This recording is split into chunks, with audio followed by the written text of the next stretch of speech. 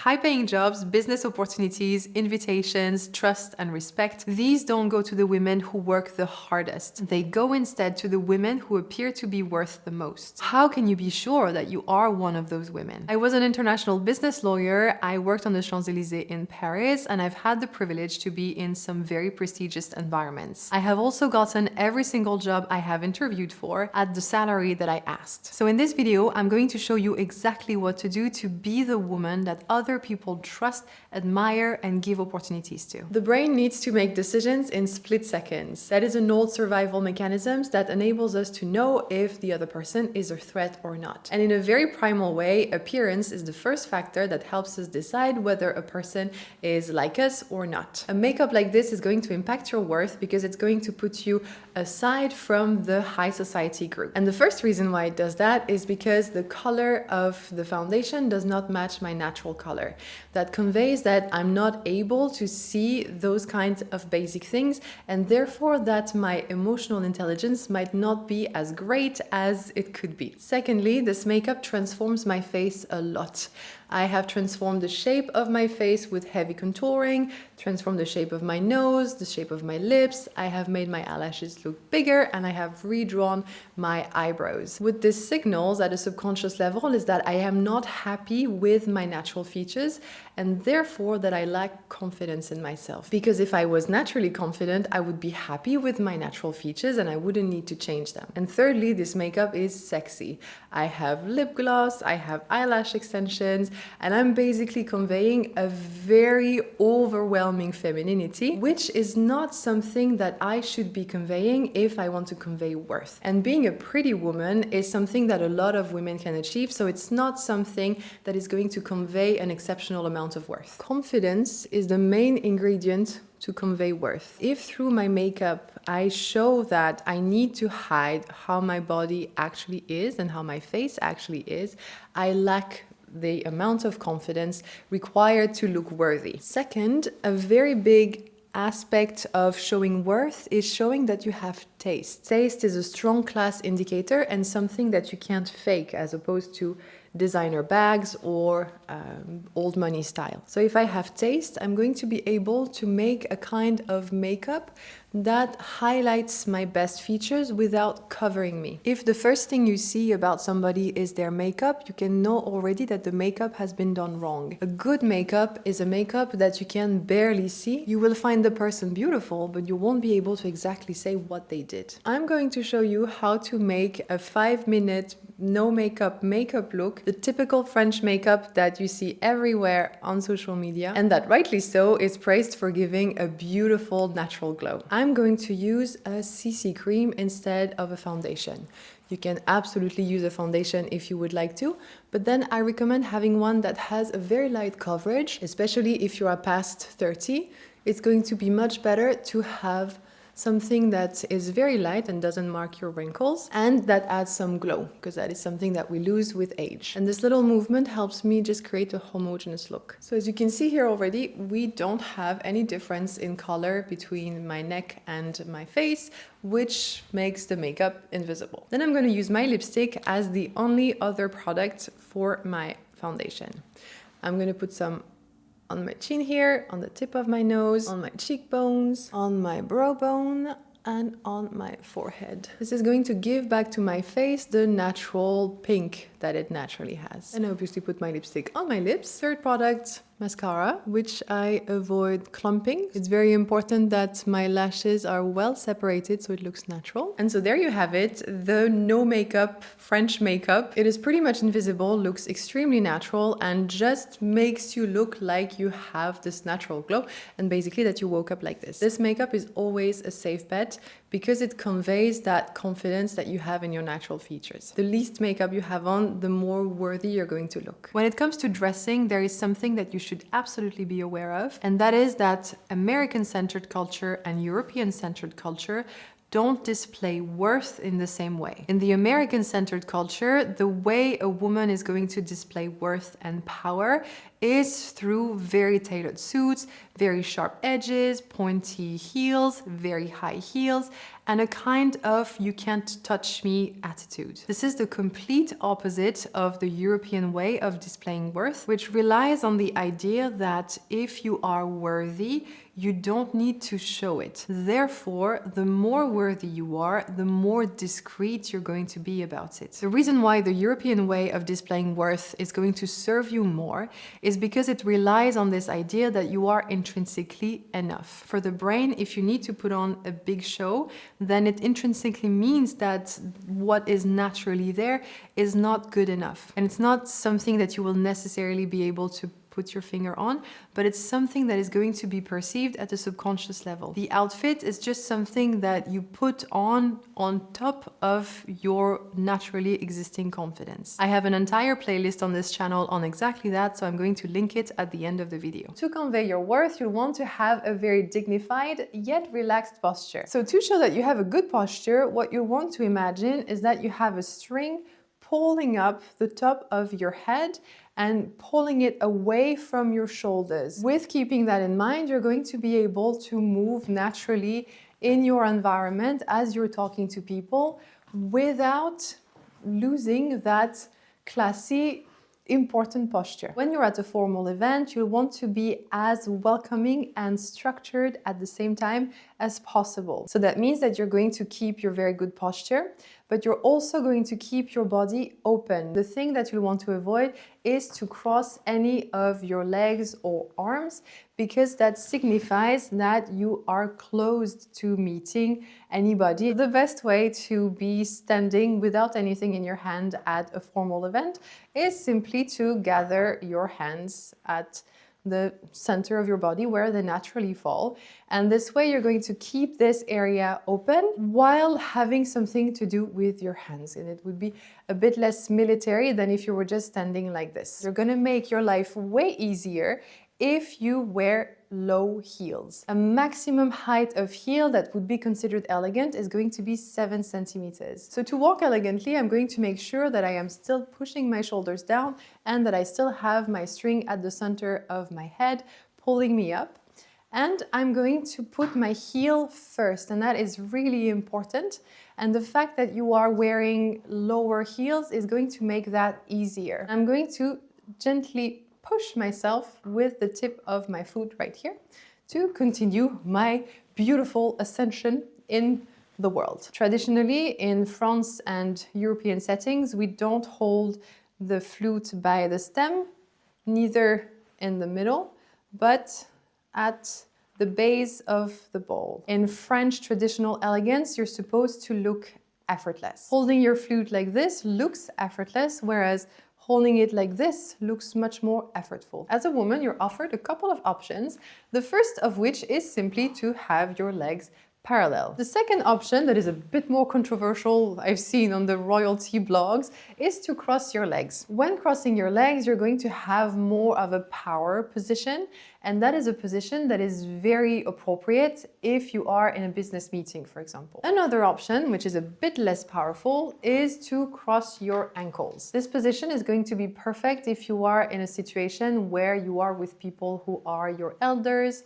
or people who have a higher status than you. It's not an ideal position for a business meeting, especially if you are in a negotiation, because it conveys a bit of reserve. And then the position that I see everywhere on etiquette Instagram is this Duchess slant. That is a position that conveys a lot of traditional heritage and a submissive position of the women. That is not a position that you should adopt in a business meeting or in any place where you want to signal your worth, because your worth is going to be, especially as a woman, conveyed through your confidence. This position, being also the talk of the People magazines, also has that a bit tacky connotation. So basically, if you were to adopt it in an environment where people are the real deal, you would look like you learn it off Instagram and not that it's something that you have grown up with. I can't tell you how many times I have been creeped out by a handshake. A handshake gives so much away from the other person. It's a little bit scary. It reveals how they feel inside and also the amount of body awareness that they have. And a very subtle trick that you should know is that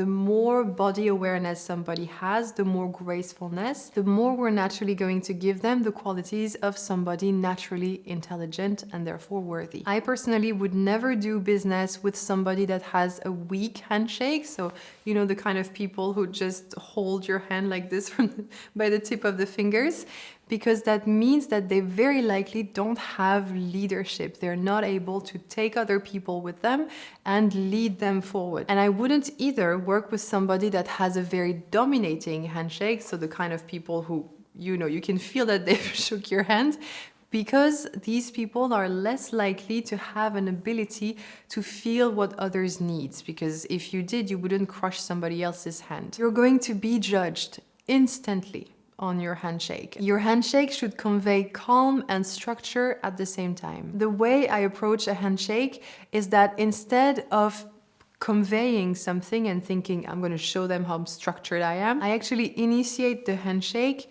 wondering how the other person is going to be, and I adapt in a split second to how that person is. If I meet somebody, let's say at the job interview, who has a very strong handshake, I'm going to quickly adapt the strength of my handshake to meet theirs. If they are aware enough, they're going to perceive that little change, and they're going to conclude my ability to adapt to exterior circumstances and others, which is a very important quality. Likewise, if the handshake that meets mine is quite soft, then I'm going to soften mine. Every single social group has little codes that, if you do them properly, help you belong to the group much more easily. High society people definitely have those rules, and one of them that is going to impress them is you knowing whom to present to whom first. You should know that when introducing somebody to somebody else, you should always introduce the less senior person to the more senior person. You wouldn't talk to the young person and say, hey, this is my grandma. You would talk to your grandma and say,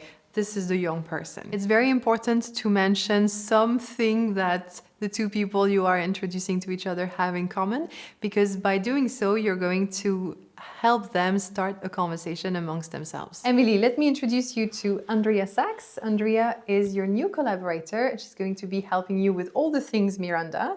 She has a degree from Northwestern University and has a passion for journalism. Andrea, this is Emily Charlton. She's going to be your supervisor. She's been working at Runway for as long as she can remember, and she has a passion for work excellently done. And you might want to shake hands with the person you've just met, and in that case, you should know that it is the person with the higher rank that should initiate the handshake. So if you are not that person, wait for them to initiate the handshake and don't do it first, because that would be a bit presumptuous. And something else that you should know as a woman, which I have really liked to know in my life, is that aside from professional context, so in any other context, you should be the one initiating the greeting, and you should be therefore the one expressing how you want to be greeted. I've had the opportunity to go to some really fancy parties with very important people, and I've always felt a bit sorry for those people that everybody was so keen on talking to,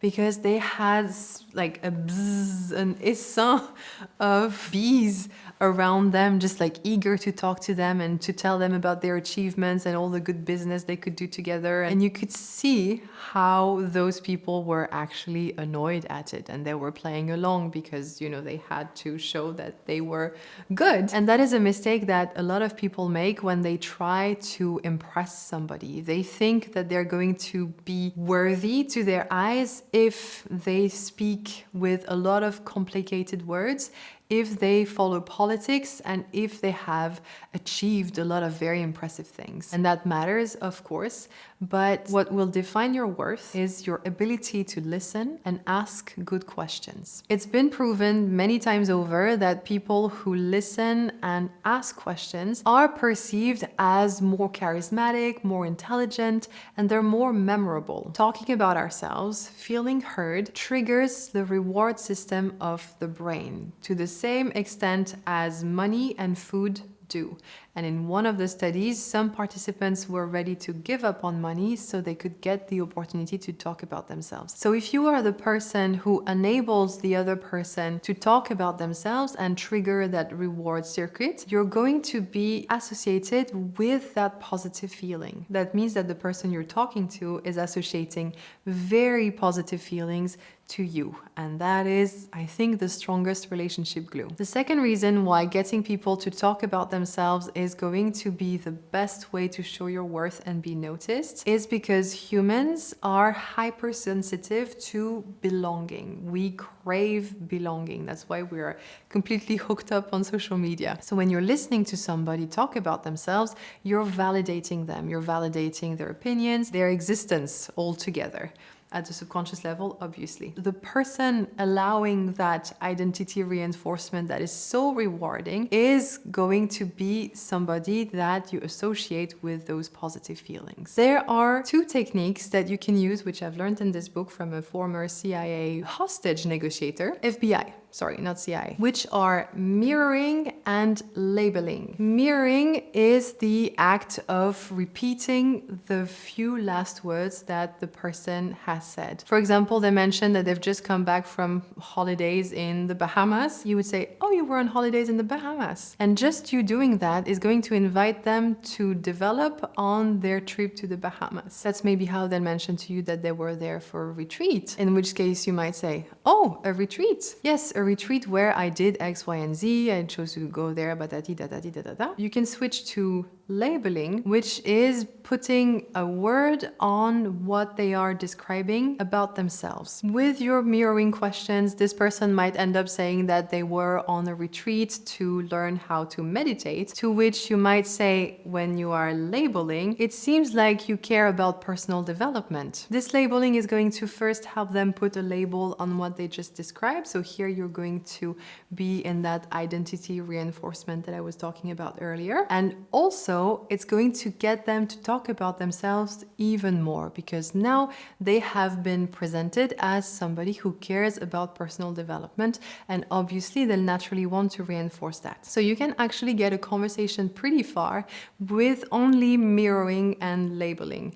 And contrary to what you might think, it doesn't sound artificial at all because usually the person gets to talk quite a lot. Even though these two techniques are great, I personally try to ask my own questions, so the conversation can also enable me to mention some things about myself here and there, especially the parts where I bond with that person. But when I'm out of intelligent things to say, then I'm very happy to mirror something or to label something. And if you're tired of people getting promoted instead of you or getting opportunities that you don't get, whereas you're the one who works the hardest, it's probably that you're not sending the right signals. I offer a small number of private consultations each month to the women who want those signals fixed. We identify exactly what is costing you authority and we replace it with behaviors that make people trust you and value you instantly. So if you want my eyes on your specific situation, I invite you to apply through the link in the description, and I review every single application myself. And now, if you have a phone, you might want to learn phone etiquette. The way people use their phones is such a reason to not give them trust or to pass them on an opportunity. And I'm not being overly dramatic. This shows so much how a person is going to be to work with afterwards. The rule of thumb around phones is that your phone should not be seen. Regardless if you are at a private gathering, a cocktail, fancy dinner, or having a coffee or a business meeting. Your phone should be in your pocket, in your bag, in silent. It should make itself forgotten. And the reason is that if your phone is more important than the person you're talking to, why is that person giving you time in the first place? You are expected to have carved out time, as busy as you can be, to properly meet and be with the person you're talking to. So there shouldn't be any reason why you need to check your phone. If for some reason it was impossible to carve out an hour and a half for somebody else without being interrupted, and you need to take a call, or somebody might call during that time, then let the other person know as you arrive. Simply say, I'm expecting an important call. Please excuse me in advance if I need to step out briefly. So thank you for spending this time with me. I hope this was helpful. If you enjoyed what you saw, I invite you to subscribe and I will see you very happily in the next one. À bientôt!